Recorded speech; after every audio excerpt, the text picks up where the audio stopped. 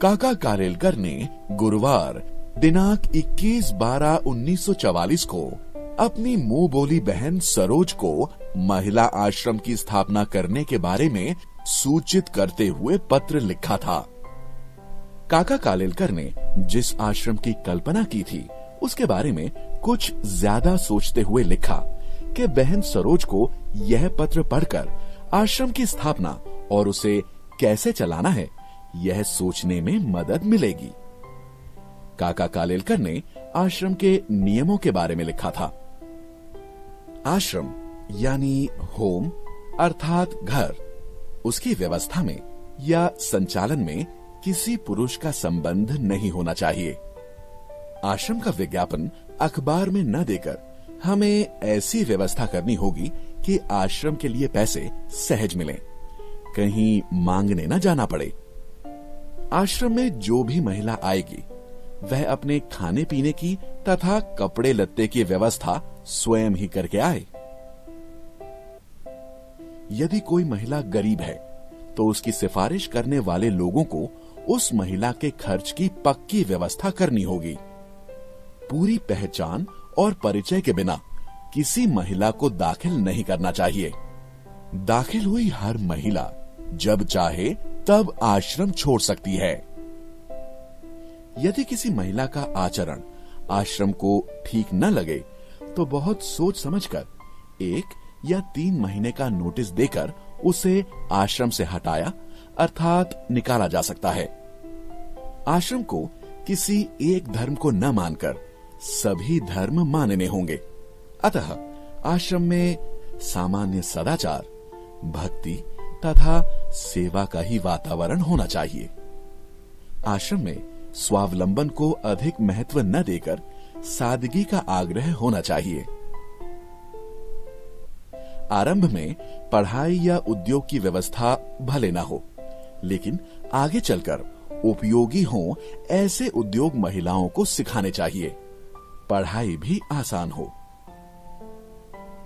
आश्रम शिक्षा संस्था नहीं होगी, लेकिन कलह अर्थात झगड़ा और कुढ़न से मुक्त स्वतंत्र मानवतापूर्ण वातावरण वाला आश्रय स्थान होना चाहिए, जहां परेशान महिलाएं बेखटके अर्थात बिना संकोच के अपने खर्च से रह सकें और अपने जीवन का सदुपयोग पवित्र सेवा में कर सकें।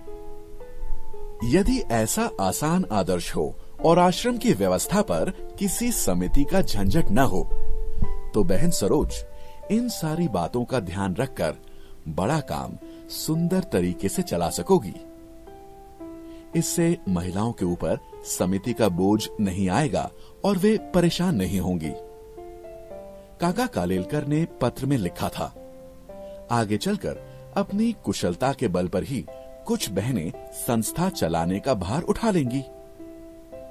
काका कालेलकर चाहते थे कि बहन सरोज आश्रम की महिलाओं को संगीत, भक्ति तथा प्रेम युक्त सलाह की प्रेरणा दें। आगे चलकर संस्था की जमीन पर छोटे छोटे मकान बनाए जाएं और उसमें संस्था के नियम के अनुसार आने वाली महिलाएं 2-2, 4-4 का परिवार चलाएंगी। ऐसी बहुत सी संस्थाएं काका कालेलकर ने देखी थीं। इसलिए जो बिल्कुल संभव और उपयोगी है ऐसा ही काम काका कालेलकर ने सरोज को सूचित किया था। इतने वर्ष के परिचय के बाद सरोज की शक्ति, कुशलता और मर्यादा काका कालेलकर को था। काका कालेलकर ने पत्र में यह भी लिखा था कि आश्रम की स्थापना या उसे चलाने में मेरा प्रत्यक्ष कोई हिस्सा नहीं होगा, लेकिन मेरी सलाह और सहारा हमेशा आपके साथ रहेगा। आगे जाकर संस्था अपने आप चलेगी। तब बहन को ऐसा लगेगा कि उनको संस्था अर्थात आश्रम शुरू करने का जरिया मात्र होना था। समाज में ऐसी संस्था की अत्यंत आवश्यकता है। उस आवश्यकता से ही ऐसी संस्था का जन्म होगा। मुझे इतना विश्वास न होता तो बहन के लिए ऐसा कुछ मैं सूचित ही नहीं करता।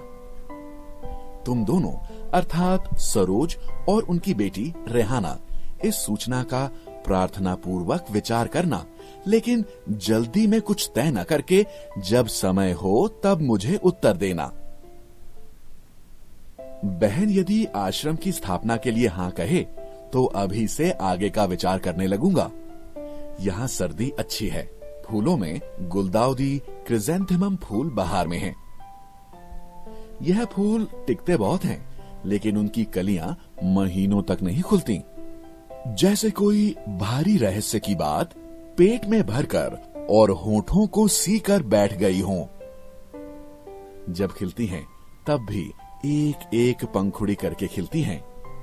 गुलाब भी खिलने लगे हैं। कॉस्मोस के दिन गए, इन दिनों ने बहुत आनंद दिया। काका कालेलकर ने आगे लिखा, जिनिया का एक पौधा रास्ते के किनारे होने के कारण चलने वाले उसकी कलियां तोड़ते थे। मैंने इस बड़े पौधे को वहां से निकालकर अपने सिरहाने के पास लगा दिया। फिर इसने सुंदर फूल दिए। इसकी आंखें ऐसी लगती थीं मानो उत्कटता से अर्थात तीव्रता से बोल रही हों। 2-1 महीने फूल देकर अंत में वह सूख गया। परसों ही मैंने उसे विदा दी। काका का दोनों को सप्रेम शुभाशीष। काका कालेलकर ने सरोज के पत्र का उत्तर देते हुए दूसरा पत्र लिखा, जिसमें उन्होंने लिखा, प्रिय सरोज, तुम्हारा तारीख 16 से 18 तक लिखा हुआ पत्र आज अभी मिला। इस महीने मैंने 1, 9, 15 इन तारीखों को पत्र लिखे हैं और चौथा आज लिख रहा हूं।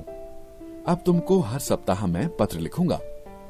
तुम्हारी तबीयत कमजोर है, तब तक चिरंजीव रेहाना मुझे पत्र लिखेगी तो चलेगा, लेकिन मुझे हर सप्ताह एक पत्र मिलना ही चाहिए। पूज्य बापूजी अर्थात गांधी जी चाहते हैं कि हिंदू मुस्लिम एकता के लिए मुझे अपनी सारी शक्ति उर्दू सीखने के पीछे खर्च करनी चाहिए।